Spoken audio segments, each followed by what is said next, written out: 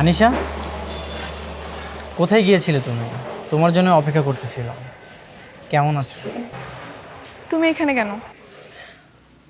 তোমাদের বাসায় গিয়েছিলাম, দেখলাম তালা মারা। ভাবলাম বাইরে আছো হয়তো, এই জন্য বাইরে ওয়েট করতেছিলাম। কেন? কোন প্রয়োজনে? তুমি তো আবার স্বার্থ ছাড়া কিছুই করো না। দেখো আনিশা, সেদিনের জন্য আমি সরি। আমি আসলে বুঝতে পারিনি আমার কথা এইভাবে স্যার অনেক কষ্ট পাবে। আমি যদি বুঝতাম তাহলে এই কথাগুলো কখনোই বলতাম না। এখানে বোঝা না বোঝা কি আছে নাবেদ? তোমার জন্য আমার বাবা যা যা করেছে তা আমার জন্যও করেনি। আমি তার নিজের সন্তান হওয়া সত্ত্বেও তার নিজের প্লেটের মাছ তোমাকে উঠিয়ে খাইয়েছে। আর তুমি কি দাম দিলে তার? আনিশা, আমার ভুল হয়ে গেছে। সব ভুলের কখনো ক্ষমা হয় না, আর তুমি ক্ষমা চাওয়ার সুযোগটাও পাবে না।